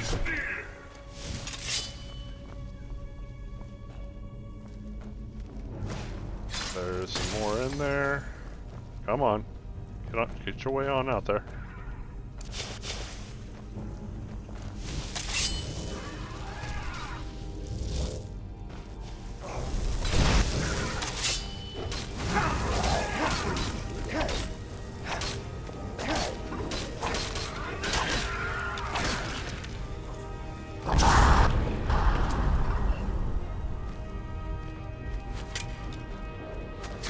Ouchie, Archer.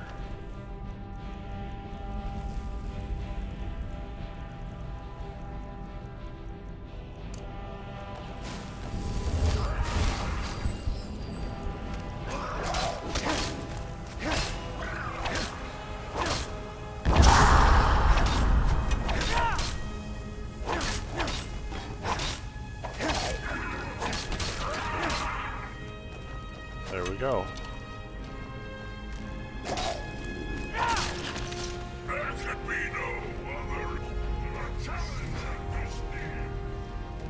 We are close to making our way out.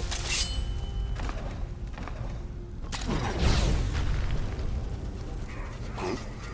Poison.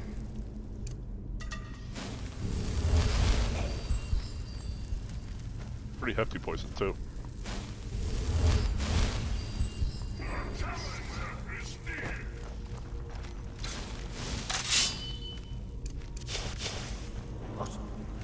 There he is.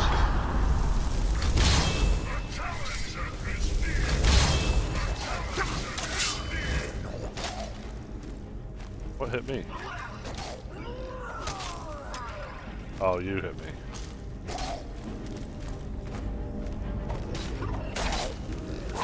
Oh god, oh god, oh god, Howie. No, no.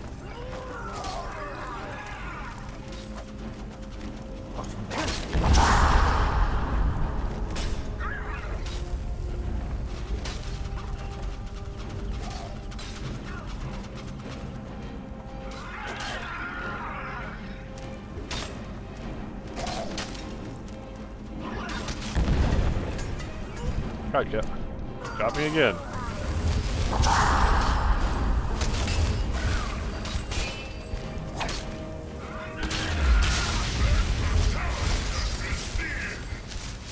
Okay.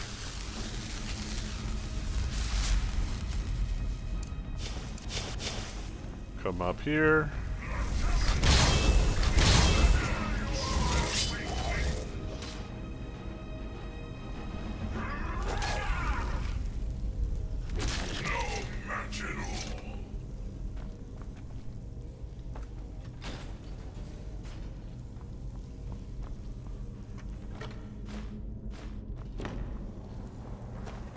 Alright, it's been a little bit, so we'll go ahead and quick save.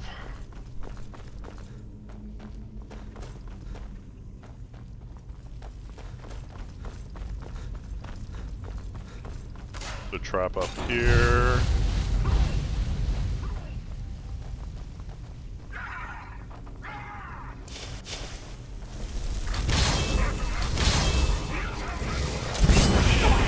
Oof.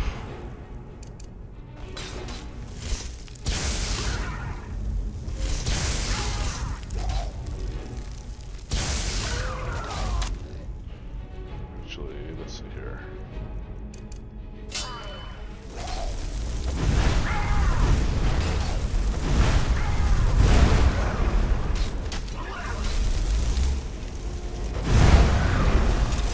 I'm doing more damage to the Draugr than I am or more damage to the Dremora than I am to the Draugr with those.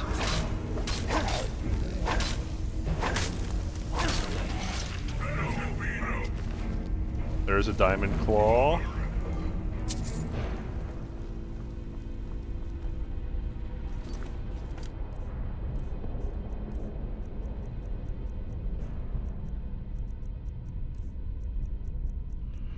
Alright, so Diamond Claw is Wolf, Bat, Dragon. Oh, I just changed them. I think that's a moth, actually, not a bat.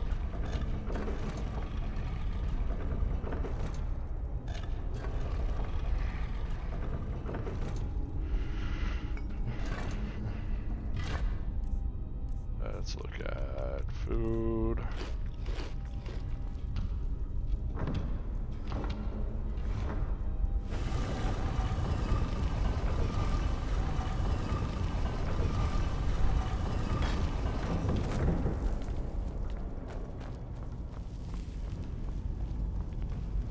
We've got our word wall here.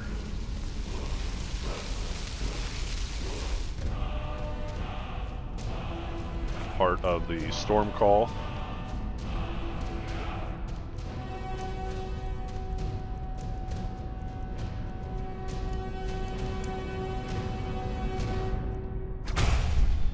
And now we have all 3 words to storm call.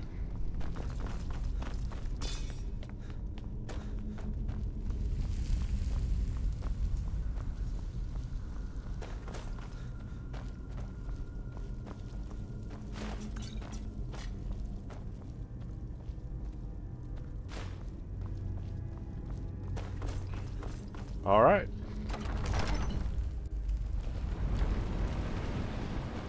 Ooh, it's nighttime and it's snowing.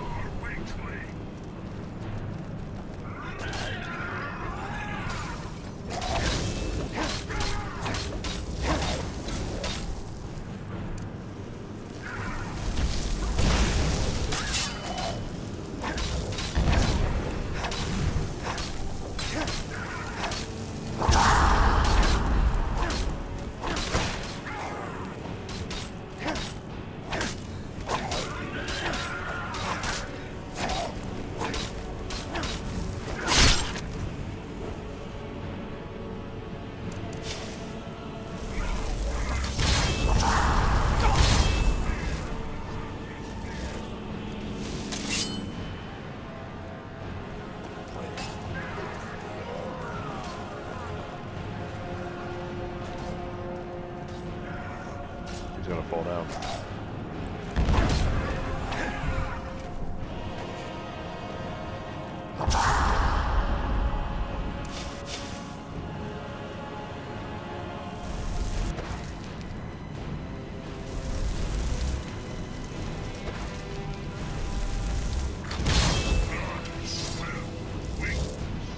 I don't want to knock him off because I'll end up falling down myself. I could probably go down here. There we go.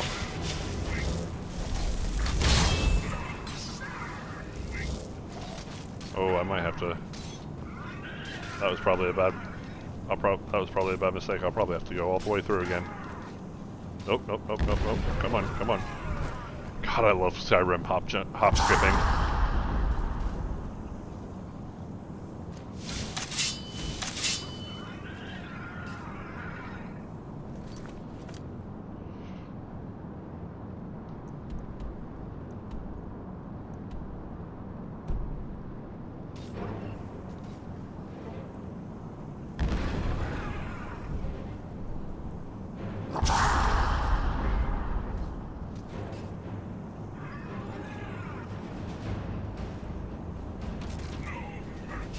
Okay, there we go. Now we can come up here and fight Nakreen. Now, Nakreen, you got to be careful about this fight because he actually will turn your conjures against you. So you absolutely have to use Tremora Lords here because if he uses Command Daedra, he will turn them against you and you will be in such a bad situation. So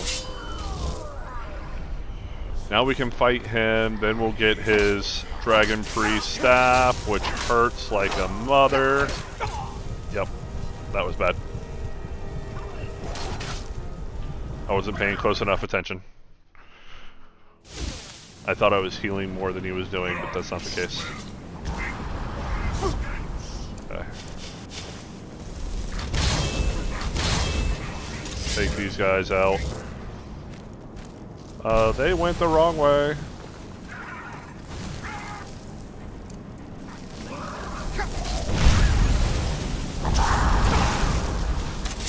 For some reason they went to fight the Scourge instead of the Death Lord, which... Okay.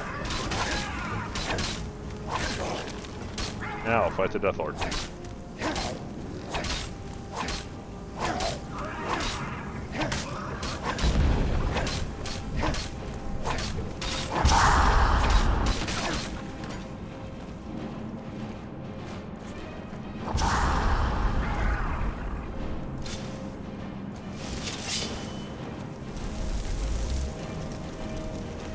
I really don't care about him all that much, to be honest. We can skip him, come up and fight this guy.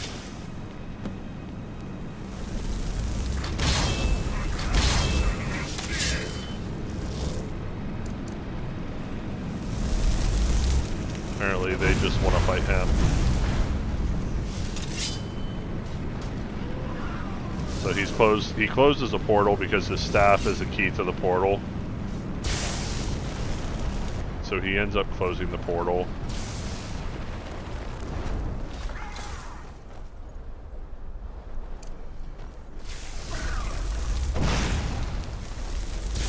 We'll take care of the storm thrower real fast. Ooh. I'll have to double cast it. Owie! Yep.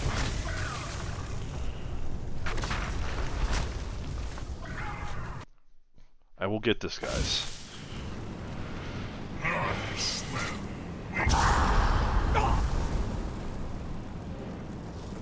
Okay, they're keyed onto him, so we'll let them fight him. Expel this guy.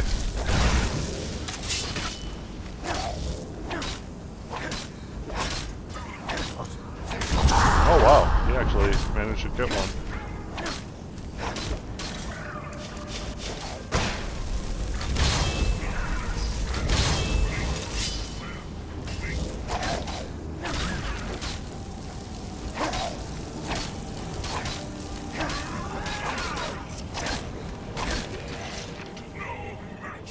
Okay. Now we've got that one over there.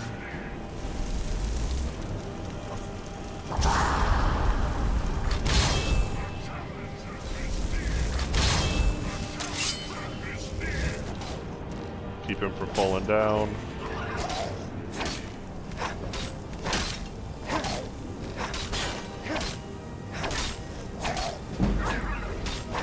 He's gonna fall. Well, he fell after he died, so that's all that matters. Alright, so we know we're going to need the Expel Daedra. So he's going to summon his Storm Thrall.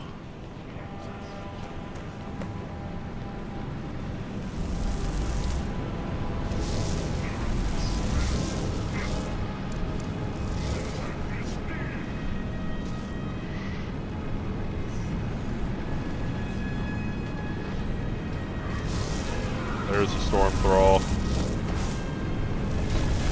We'll expel it.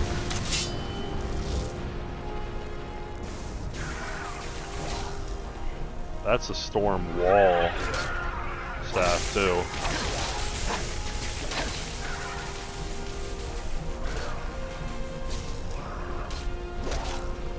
It actually provides a little bit of a challenge getting to him. But there we go. Alright, so we need the staff, the Dragon Priest staff. That's the only way to open the portal.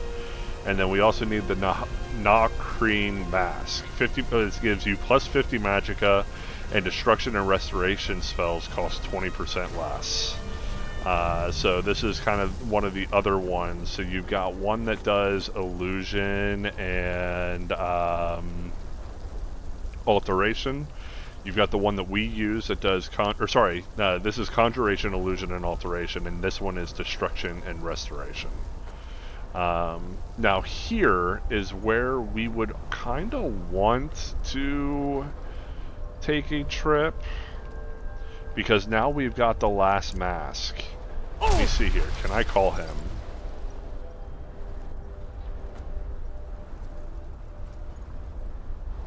I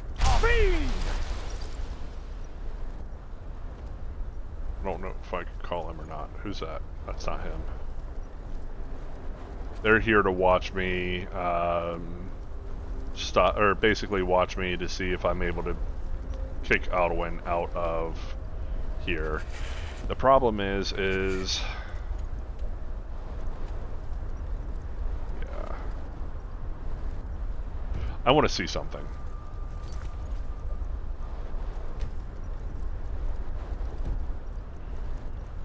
So this is purely just a look to see if it works. If we kick survival mode off for just a second, are we able to fast travel from here? Basically, I would want to go to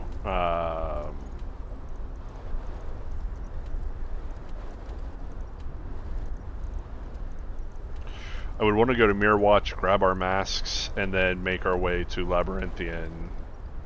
Yeah, we can't fast travel from here anyway, so it doesn't matter.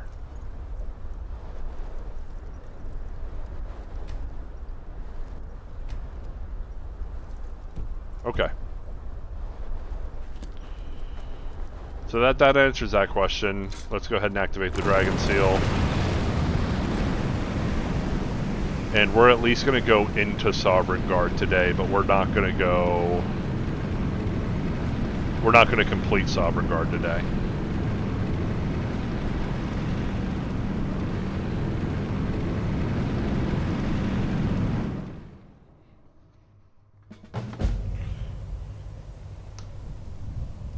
So we did get the final mask. You do not feel hunger and exhaustion while you're in Soverigngaurde. That's actually pretty cool. Even though I'm here physically. Okay. So, yeah, that's where we're going to call it for today. Tomorrow we will finish off Soverigngaurde, most likely defeat Alduin. And then we will be on our way to get our Conheric Mask. Once we do that, we'll go ahead and take on the Civil War, and then we'll start working on DLCs. So, if you enjoyed the content today, please leave a like and subscribe. And let's put something, if you've made it this far, let's do this. If you've made it this far, put in the comments, which DLC do you want me to start first? Do you want me to start the Dawnguard DLC first? Or do you want me to do the Dragonborn DLC first? So, leave it in the comments, let me know what you think, and then I will do whichever one has the most votes. So, besides that, like I said, like and subscribe. We want to get 250 subscribers. Also, plug in for the Dumpster Tier Discord. Link will be in the description below. Besides that, thank you so much, guys. I hope everybody had a good time. And I'll see you again on the next one. Bye.